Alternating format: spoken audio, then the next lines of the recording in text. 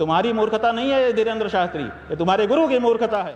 बाबा बागेश्वर भी बैठे हुए हैं। तो ठीक है ना, उन्होंने एक प्रार्थना की है, लेकिन बाबा बागेश्वर ने क्या उन्होंने क्या कि ये जो संत समाज है आपस में एक दूसरे के अपने गुरुजी को कहे ना, संत समाज में सबसे पहले उनके गुरुजी उनके लिए होने चाहिए। सारा संत समाज उनका है, लेकिन उसमें पहला नंबर उनके गुरुजी का होना चाहिए। किसी भी शिष्य के लिए उसका गुरु सर्वप्रथम होता है। तो संत समाज में सबसे पहले तो रामभद्राचार्य जी का नाम बाबा बागेश्वर के लिए आना चाहिए। तो अपने गुरुजी को क्यों नहीं कहते हैं कि मिलजुल के रहना चाहिए और विवाद नहीं संवाद करना चाहिए? दूसरे संतों से क्यों अपील करते हैं? वो पहले अपने गुरुजी से अपील करें। अपने गुरुजी से क्यों अपील नहीं करते? उनके गुरुजी जो चाहे कह दें और कोई जवाब ना दे, तो ये कहाँ की बात है? और कोई अगर जवाब दे तो कहें कि आप लोग विवाद कर रहे हैं, संवाद करिए। उनको लगता है आपके गुरुजी को सब हक है, वो किसी को भी कुछ कह दे। महाराज जी, उनके गुरु प्रधानमंत्री के दोस्त हैं, तो कैसे कहेंगे? अगर इनके गुरुजी के प्रधानमंत्री जी दोस्त हैं तो अपने दोस्त से कह के गौ हत्या बंद क्यों नहीं करवा रहे हैं? गौ हत्या बंद करवाएं, अपनी दोस्ती दिखाएं। इनको भ्रम है, इनको बहुत बड़ा भ्रम है कि प्रधानमंत्री मेरा दोस्त है। वो किसी का दोस्त नहीं है। अगर दोस्त होता तो तुम्हारी मानता। और एक बात और बता दें कि हमारे यहाँ सन्मित्र लक्षणम इदम प्रवदन्ति संतः। सन्मित्र का क्या लक्षण है?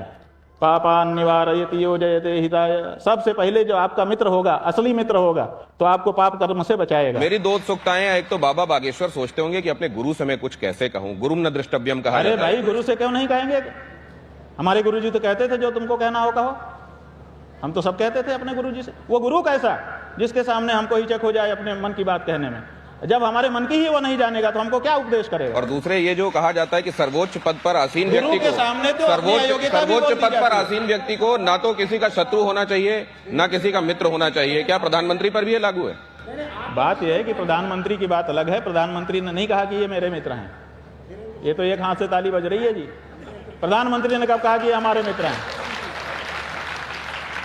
वो आए जरूर, उन्होंने संबोधन अच्छे अच्छे किए जरूर, लेकिन ये नहीं कहा कि मित्र हैं।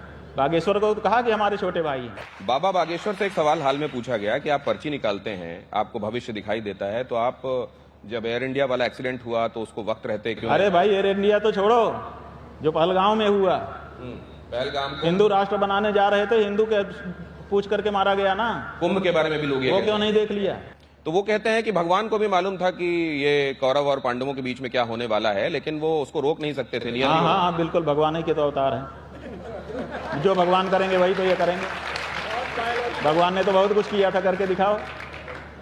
वो कह रहे हैं, आज हमको वीडियो दिखाया है, कल उन्होंने कहा है कि अभी मुक्तेश्वरानंद का मैं बड़ा आदर करता हूँ, शंकराचार्य जी का बड़ा प्रेम करता हूँ। वो हर 2 दिन में हमको गाली बकते रहते हैं।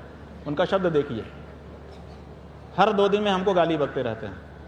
हमारा एक शिष्य है प्रत्येक चैतन्य मुकुंदानंद गिरी, उसने, हमने फेसबुक पे देखा, उसने पूछा है बागेश्वर वालों से कि आपके बारे में नहीं, दुनिया के किसी के भी बारे में अगर हमारे गुरुजी के मुंह से गाली निकलती हुई का वीडियो ऑडियो दिखा दो तो हम तुम्हारे चेला बन जाएंगे, और नहीं तो तुम क्षमा मांगो हमारे गुरुजी से।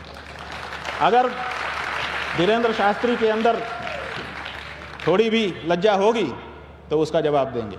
और दूसरे, हम ये कहना चाहते हैं कि वो क्या कह रहे हैं कि मैं शंकराचार्य जी का आदर करता हूँ, वो हर 2 दिन में गाली बकते रहते हैं, बकते रहते हैं। देखिए शब्दावली देखिए, बकना ये हिंदी की एक धातु है।